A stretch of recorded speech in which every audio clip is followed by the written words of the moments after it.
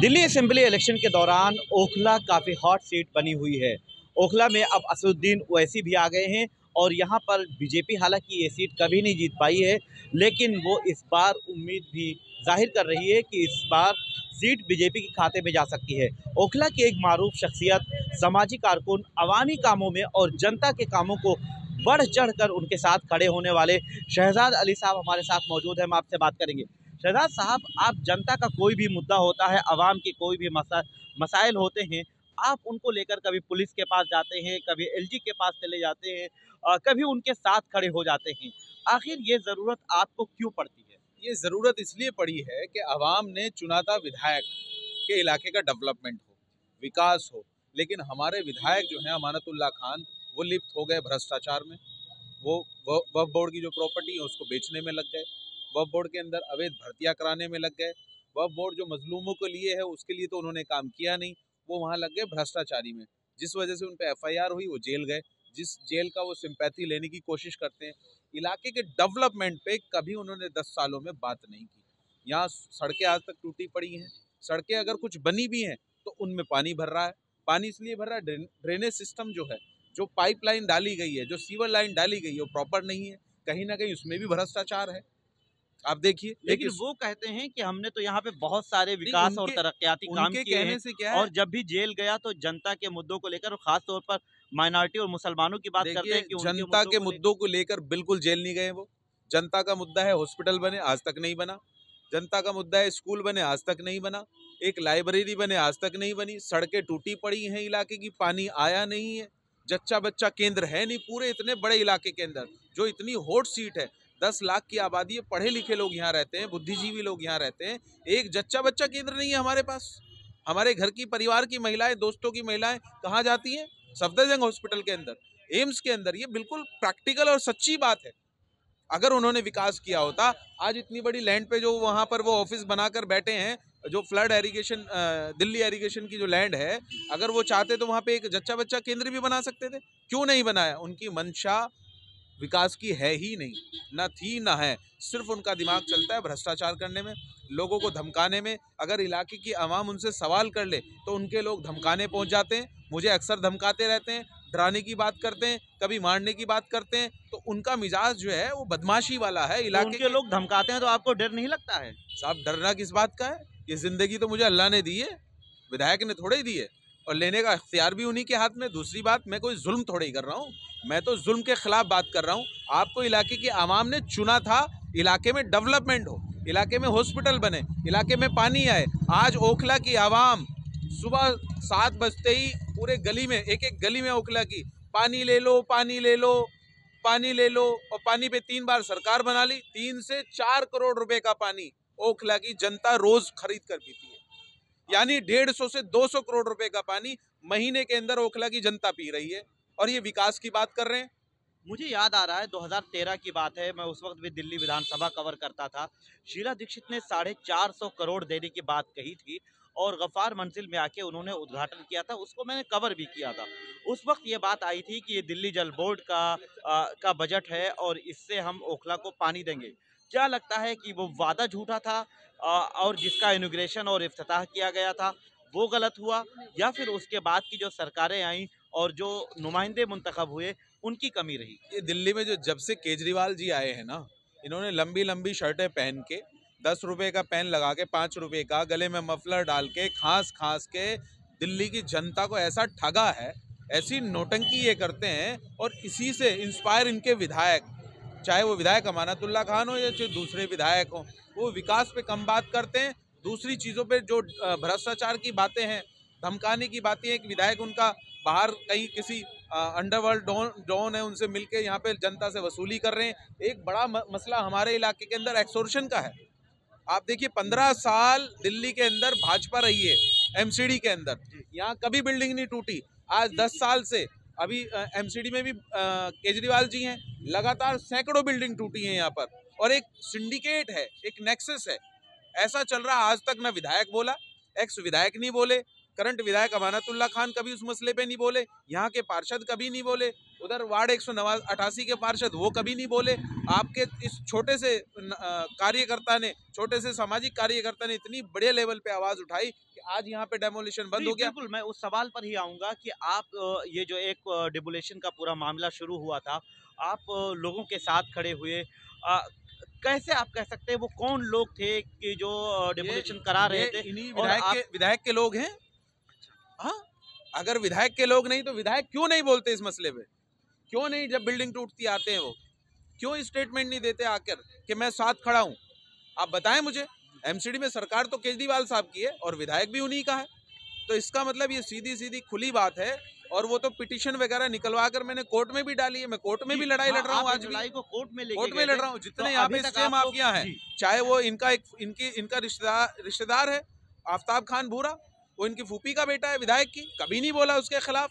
एक वहाँ पे वो 5वीं पास फर्जी पत्रकार है असलम बर्नी, तमाम यहाँ एक यहाँ माचो हैं, तो इतने सारे लोग हैं। यहाँ का पार्षद ने कभी नहीं बोला, एक्स विधायक आसिफ मोहम्मद खान ने, उसके मुंह से कभी आवाज नहीं निकली, क्योंकि वो खुद लिप्त हैं इन सब सारी चीजों में। तो यहाँ तो जो नेता है ना, ये नेता नहीं है, इनको आवाम ने चुना था कि ये लीडर साबित होंगे, ये डीलर बन के रह गए। इनका काम जो है वो डीलिंग में लग गए ये लोग। आवाम को इन्होंने ऐसा बेवकूफ बना रखा है कि तुड़वाएंगे भी यही, फिर सेटलमेंट भी यही कराएंगे और फिर मिल बांट के खाएंगे। अगर ये लोग डीलर बन गए हैं, डीलिंग कर रहे हैं, तो फिर ओखला को कौन इंसाफ दिलाएगा? मैं तो कह रहा हूँ कि ओखला के दिल में इस बार बदलाव का है। और बदलाव आप किसके लिए देख रहे हैं? मुझे तो ऐसा लग रहा है, जिस तरह से अभी चुनाव का दौर है बहुत करीब आ चुका है, मुझे 8 दिन की बात और रह गई है, तो 5 तारीख में वोटिंग होनी है, तो इस बार बदलाव होगा। और बदलाव में मनीष चौधरी को लोग देख रहे हैं, क्योंकि मनीष चौधरी जो नाम है वो विकास का है। नहीं, मनीष चौधरी का नाम है, लेकिन बीजेपी ओखला में कभी जीत नहीं पाई है, ये पहला मौका होगा। इस बार जो है यहाँ से एक बड़ी तादाद में मुसलमान भी वोट करेंगे और करना चाहिए। एक ये जो हवा बना रखा है ना इन लोगों ने, लेकिन एक तो ये नैरेटिव बना हुआ है कि बीजेपी मुसलमानों की दुश्मन है। मैं बता रहा हूँ आपको, ये तो उनसे बड़े वाले हैं। आप देखिए ना, ये यहाँ पे पार्षद रहते हुए 3 बार से इस बार 4थी बार यहाँ इनकी वाइफ है शुएब दानिश की, और बिल्डिंगें टूट रही, कभी बोलते नहीं है। इस सिंडिकेट को चला रहे हैं। विधायक अमानतुल्लाह खान नहीं बोलते हैं। आवाम ने इनको चुना था इलाके के डेवलपमेंट के लिए, और हो क्या रहा है, नुकसान हो रहा है आवाम का। तो आप इस चीज को समझिए, ये सारा का सारा मिली भगत से हो रहा है। और इसीलिए मैं कह रहा हूँ कि ये सिर्फ इनके पास चुनाव में वोट मांगने का जो एक लाइन है, वो सिर्फ है भाजपा का डर दिखाकर। आप देखिए जसोला गांव में जो मस्जिद है गौसिया, वहां जाकर विधायक अमानतुल्लाह खान वोट मांग रहे हैं, भाजपा का डर दिखा रहे हैं, मोदी का डर दिखा रहे हैं, भाजपा आ जाएगी, भाजपा खा जाएगी। अरे भाजपा तो आई हुई है भाई, भाजपा तो 11 साल से आई हुई है, 11 साल से एमपी भी भाजपा का है, प्रधानमंत्री भी जो है नरेंद्र भाई मोदी जी भाजपा के हैं, होम मिनिस्टर भी भाजपा के हैं, तो एलजी भी भाजपा के हैं। क्या पैगाम दे रहे हैं कि अगर बीजेपी इनके पास इस लाइन के अलावा ये विकास पे क्यों नहीं बात करते कि मैंने ये विकास किया, इस पे वोट दो? अगर इनमें दम है, इनके केजरीवाल जी भी इस पे बात नहीं करते। मुसलमानों के बड़ा अपने आप को हमदर्द दिखाते हैं।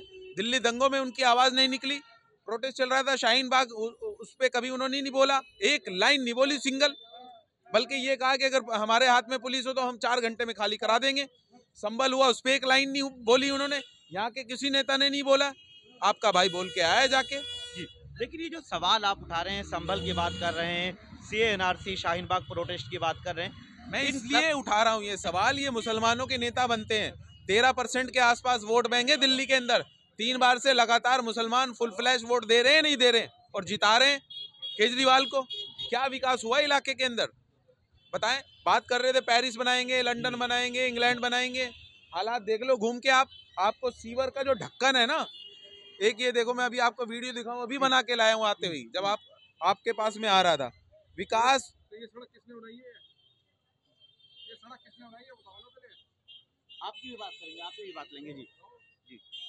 देखिए ये हालात हैं, ये एहसान, ये और एहसान और दिखाते हैं। आवाम ने तो इसीलिए चुना था ना कि सड़कें बने, पानी आए, एहसान थोड़ा ही है, ये तो काम है।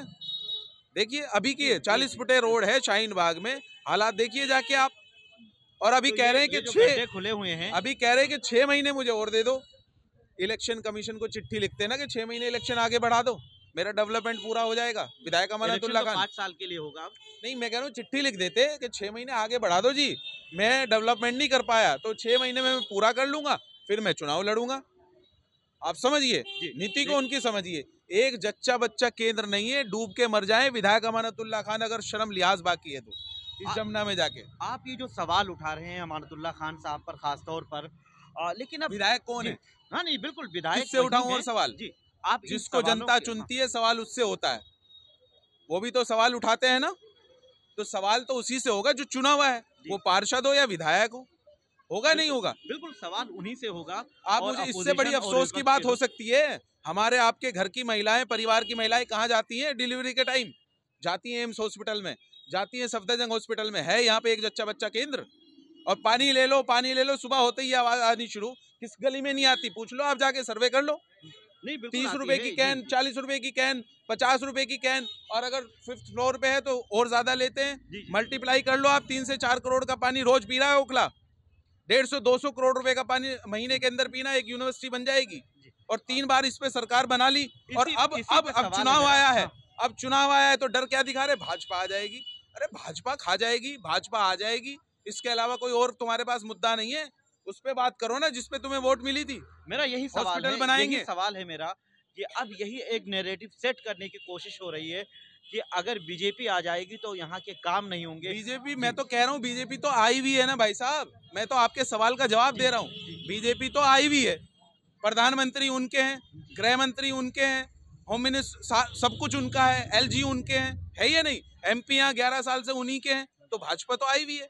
अब ये नई नोटंकी नहीं चलेगी, जनता समझ रही है इस बात को। जनता को चाहिए इलाके का विकास, और इलाके में अगर विकास नहीं होगा, डेवलपमेंट नहीं होगा, तो जनता बदलाव चाहती है, जनता बदलाव करेगी। आप बदलाव की बात कर रहे हैं, आखिरी सवाल की आप मनीष चौधरी की बात कर रहे हैं। क्या मनीष चौधरी के जीतने के बाद बटला हाउस, जाकिर नगर और ये जो इलाके हैं जौहरी फार्म, गफ्फार मंजिल, यहाँ भी विकास होगा या विकास रुक आप जाएगा? जाके जहाँ से वो पार्षद हैं, आप जाकर 3 बार का वहाँ का जाके सर्वे करिए, गफ्फार मंजिल में कितना काम कराया। आप जाके नून इसमें ओखला विहार में जाके देख लीजिए, कहीं भी जाके पता कर लीजिए आप।